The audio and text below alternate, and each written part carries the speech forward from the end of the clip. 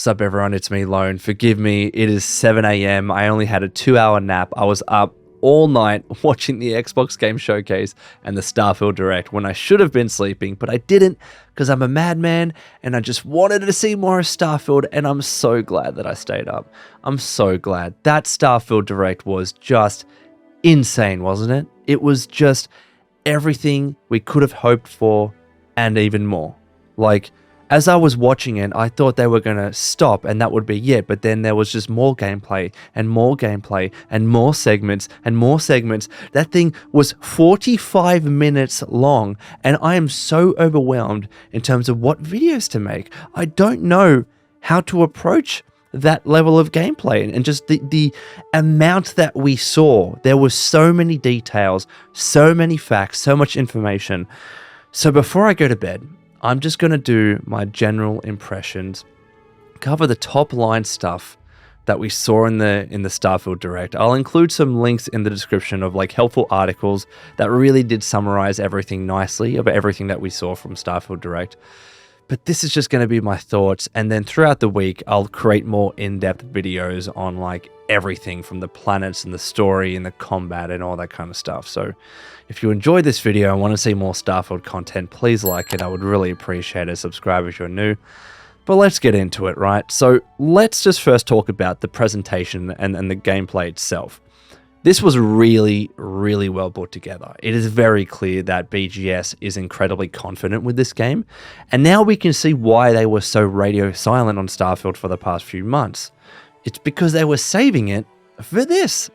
Like, they were saving all of that information for the Starfield Direct, and that's why it was 45 minutes long, and we just got an information overload. And we're going to be able to sit on this honestly until the game's launch. They did a fantastic job. The look and feel of their presentation was great. I like that we heard from many of the different, team members at BGS, from those that worked with lighting and art and programming and concept art, everything. That was just brilliantly put together.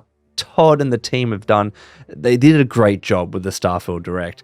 And then getting into the actual substance of it. So there were some core pillars in the Starfield Direct.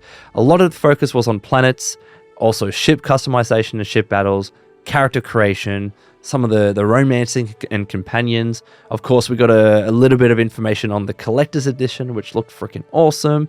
Tons of details on the combat and the leveling and all that. So let's just try and approach those one by one. So when it comes to the planets, we knew that there was going to be 1,000 planets in this game. And obviously, not every one of these planets is going to be you're going to find cities and crowds and all these landmarks on there. A bunch of these planets are going to be purely for resource management and for getting resources. But the game in the star map very easily identifies which planets have those known locations, like New Atlantis, etc., and which other planets are just purely for you to explore and to get some resources. So I really like that. And just look at the diversity of the planets that were on store here. The lighting was awesome. The lighting changes depending upon the star in that solar system and the atmosphere of the planet. Every planet looked and felt unique and diverse and different. They were lush with vegetation and different alien creatures that were suited. They felt like they were wildlife as part of those individual planets. The planets were colorful and beautiful. Some of them were a little bit haunting and dreary. It just looked gorgeous, this game. Beautiful looking game. It was clear that a lot of time has went into improving the aesthetics and the visuals of this game, even compared to the last gameplay that we saw for Starfield. I'm sure there are going to be comparison videos being put out because this has been improved compared to last time. The lighting's improved, the visuals are improved, even the character models. Everything looks way better, and these planets are going to be our playground, not just for modders to also mod, but also for us to just explore and to soak in the sights. The vistas, the scenery, the visuals were gorgeous. So good job. Kudos to Bethesda Game Studios for doing that. Absolutely insane, sorry. And then what I really liked as well, that they kind of said that each planet that you go to, it's going to have a different experience compared to even other players visiting the exact same planets. They've built the system in such a way, when you visit a planet, it's going to be a slightly different experience, and you're going to be seeing and doing different things compared to your friend exploring the same planet. I like that. I'm interested to see what that actually means. Is it just as simple as caves are in a different location, or is it actually going to be slightly different enemies and I don't know, like buildings that are there? I don't know the full extent of it, but I like the sound of that. I like that it's going to be unique from planet to planet and from player to player. Also, as well, you can build outposts and home base on those planets, which are pretty cool. And you can also, once you do build those outposts, you assign your crew and your companions to those outposts, and they can do certain things for you, like research and getting resources and stuff like that. The ship customization looked sick. How many different varieties of ships did there look like there were? Like we had the base one, obviously, but you can buy ships, you can steal ships from pirates and other raiders, and you can customize them to the nth degree. There were like mech looking ships. Did you see the bug beetle looking one? One of the producers there at BGS, she was like getting really into it and saying how much I love just building crazy ships. And the game seems to provide you with a lot of customization and options to be able to do that. So it can be as simple as you want. You can just steal someone's ship or buy a ship if you want to. But I see players creating some awesome ships and some awesome designs. Really, really impressed with the options that were available there. And then once you've got your ship, there are many planets and many galaxies that you can explore. It's all based on your grav drive and how much fuel that you have. Some planets are going to be locked off because you can't, hyperspace or use the grav drive to jump there. You're going to have to wait till you upgrade your grav drive and have enough fuel to be able to get to these further away planets. So that's probably how a lot of these other planets are going to be locked in terms of progression.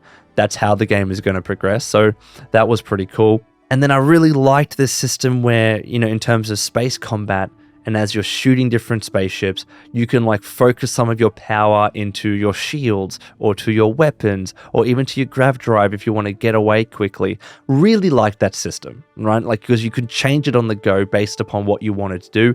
And even if you didn't want to do that, if you just wanted to board a spaceship and kill them on when you docked, you could do that too.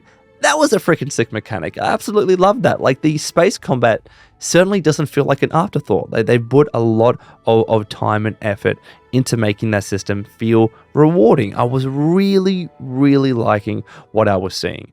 In terms of character creation, there's a bunch of preset templates that we can choose from, and then they really went into details with the traits and the background. So we've got a few backgrounds. We knew that we had ones like Explorer, but then there's like the Beast Hunter, the Cyber Runner, other ones like that, and each of them come with 3 skills. And then on top of those 3 skills, if you want to pick some traits that have advantages and disadvantages, you can do that. Very reminiscent of Fallout. I like that there are traits. I can't wait to be experimenting with some of them. Of course, we saw one of those traits is the adoring fan. That was a nice little homage, obviously, to Elder Scrolls. That was kind of cool. And the character creation, like the leveling up system, is going to work kind of like Skyrim, where you need to use those skills to upgrade them even more. So if it was lockpicking, you need to lockpick to actually improve them further. So I like that. I like the callback to Skyrim. Really, really, really cool. In terms of companions, there seemed to be a lot of different companions. We knew we had Vasco, but what we didn't know is that a lot of those people that we, like the characters that we saw in previous Starfield gameplay and trailers, a lot of those are actually going to be our companions. So Sarah Morgan, who was the head of Constellation, Barrett as well, we saw in previous gameplay. Like, a lot of these companions, they look cool, they look different. And the conversations, like just from the snippets that we saw, the conversations that you can have with them and the eventual romance that you can have with them, they seem in depth, they seem genuine. I'm very excited to be romancing and having these companions along with me on my journey. That's going to be awesome. And then combat, like, we really need to talk about combat. That it's clear they've made so much improvement to the combat itself. Everything looked smooth. The gunplay looked solid. The subtle things from the reload animations looked really cool. The guns looked sick. and everything was running smooth. I think it was running at 30 FPS because when Bethesda Softworks uploaded the full Starfield Direct to their YouTube channel, it was capped at 4K 30, even though the Xbox Game Showcase itself was running at 4K 60. But even at 30 FPS, the combat still looked great. It still felt good. It's almost as if they really have worked. I'm assuming they brought together some stuff from id Software, obviously developers of Doom, to help with this, because compared to Fallout 4, the combat and the gunplay looks severely improved. It looks like a solid FPS and not just an RPG that has FPS elements. So I'm really like that. Obviously, you have the jetpacks in there as well, which you can use to fly around, get the jump on enemies. That was sick. There was so much customization with the gun types and the mods, whether adding barrels or different ammunition and stuff like that. Way more in depth than what Fallout 4 was ever. Looked so cool, and the guns look awesome as well. I can't wait to... Oh my god, this game looked amazing, bro! And then there were sudden details as well. Like, there were obviously zero-G areas where when you were shooting enemies, if you had a certain gun type that was ballistic, it would propel you backwards. And even when you're on planets, if you notice, when you were the guy was shooting enemies, they would also float away when they died because it was the planet's gravity that was causing that. And different planets have different gravity levels and different atmospheres. There's so much detail in this game. And then we saw the collector's edition as well. We finally got confirmed that the watch is actually the collector's edition. It interacts with your phone as well. That looks sick. And you had a Starfield controller. I ordered the Starfield controller. It's coming this week. And plus the headset too. We know what's in the collector's edition. Some of the skins and the story expansions as well. You get early access to the game. 5 days early access to the game if you pre-order it as well. There was so much in Starfield Direct, man.